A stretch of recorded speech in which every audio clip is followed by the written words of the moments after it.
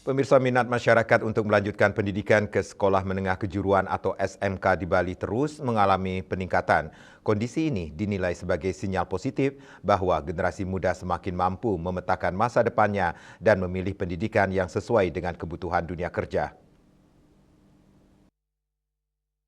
Koordinator Pengawas Korwas SMA, SMK, SLB, Dinas Pendidikan, Kepemudaan dan Olahraga Provinsi Bali, Wayan Suwiro mengatakan, peningkatan jumlah siswa yang memilih SMK merupakan bentuk kesiapan generasi muda dalam menghadapi bonus demografi yang diperkirakan mencapai puncaknya pada tahun 2035.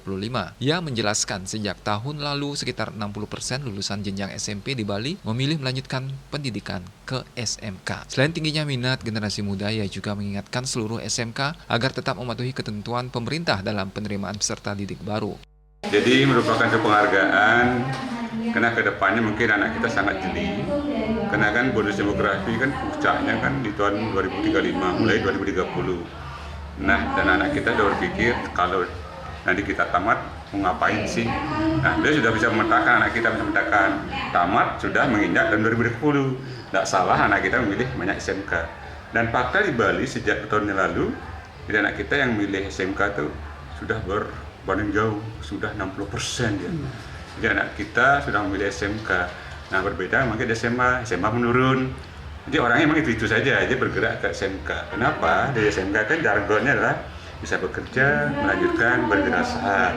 Terus nanti dia akan bekerja, terus juga bisa dia kuliah sambil kerja, kuliah emang zaman makin kan ada daring, blended silah juga.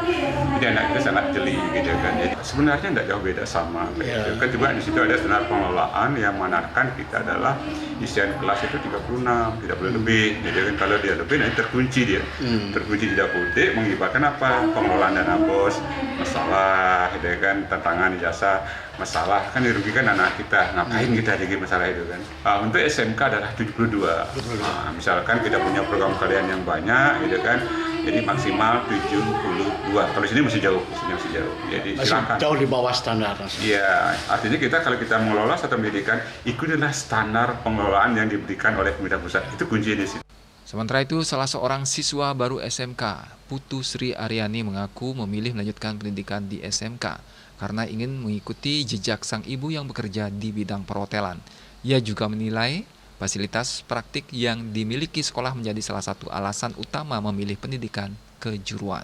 Saya sekolah di sini karena kualitasnya bagus, satu lengkap, di sini gurunya ramah-ramah sekali karena ini langsung kerja.